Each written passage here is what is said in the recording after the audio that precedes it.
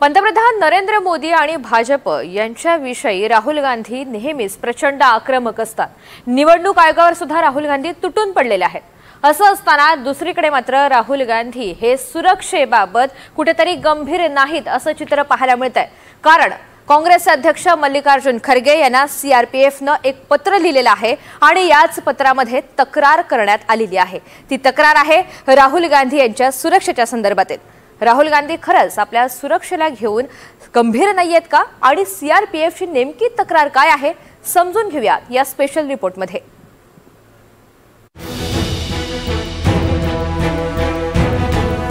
राहुल गांधी सुरक्षा प्रोटोकॉल पाळत नाहीत। पूर्वकल्पना न देता राहुल गांधींचे परदेश दौरे। सीआरपीएफची मल्लिकार्जुन खरगेंकडे तक्रार। पंतप्रधान मोदी आणि भाजप सरकारवर सातत्याने हल्लाबोल करणारे राहुल गांधी आता एका वेगळ्या कारणाने चर्चेत आले आहेत। सीआरपीएफ अर्थात केंद्रीय राखीव पोलीस दलाने काँग्रेसचे राष्ट्रीय अध्यक्ष मल्लिकार्जुन खरगे यांना एक पत्र लिहिलंय।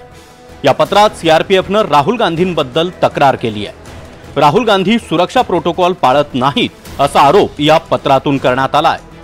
अशा प्रकारची चूक व्हीव्हीआयपी सुरक्षेला कमकुवत करते, त्याशिवाय धोक्याचा सामनाही करावा लागू शकतो असंही सीआरपीएफने आपल्या पत्रात म्हटलंय। राहुल गांधींनी ज्या येलो बुक प्रोटोकॉलचं उल्लंघन केल्याची तक्रार आहे तो प्रोटोकॉल नेमका काय पाहूया।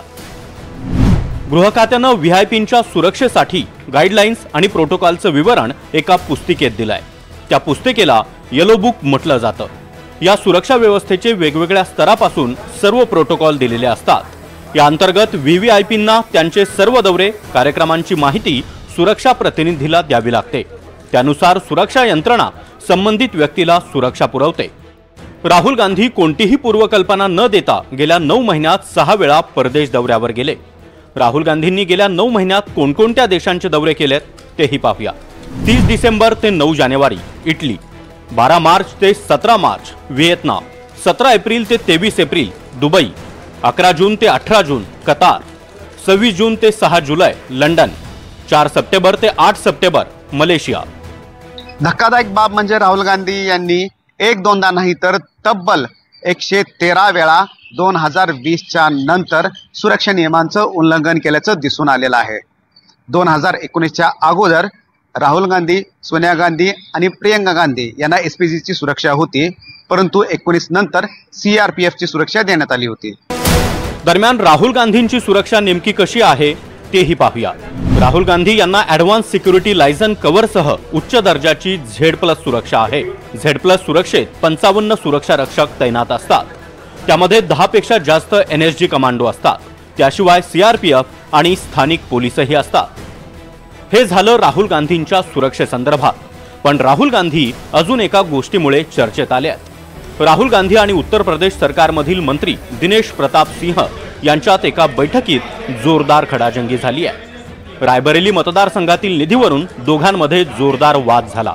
मतदारसंघाला उशिरा निधी मिळत असल्यानं राहुल गांधींनी नाराजी व्यक्त केली आहे। तसंच आपण दिशा बैठकीचा अध्यक्ष आहे, त्यामुळे आपल्याला विचारूनच चर्चा व्हायला हवी असंही राहुल गांधी म्हणाले आहेत। त्यावर तुम्ही लोकसभेत अध्यक्षांचं ऐकत नाही, मग इथे आम्ही तुमचं का ऐकावं अशा शब्दात दिनेश प्रताप सिंहांनी राहुल गांधींना उत्तर दिलंय।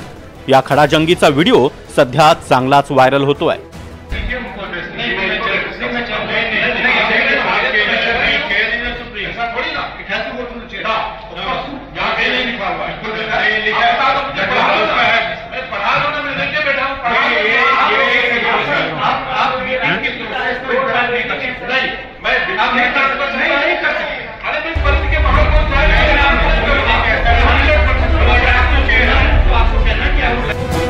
राहुल गांधी पंतप्रधान मोदी आणि भाजपवर जोरदार हल्ला चढवतात। निवडणूक आयोगाच्या कारभारावरून त्यांनी चांगलंच रान पेटवलंय। एक विरोधी पक्षनेता म्हणून त्यांचं काम जोरात सुरू आहे। पण यापूर्वी इंदिरा गांधी आणि राजीव गांधींवर झालेल्या हल्ल्यात त्यांना जीव गमवावा लागला। तशी एखादी अप्रिय घटना पुढे होऊ नये यासाठी तरी राहुल गांधींनी सुरक्षा प्रोटोकॉल पाळणं नितांत गरजेचं आहे। रामराजेश शिंदेसह ब्युरो रिपोर्ट NDTV मराठी।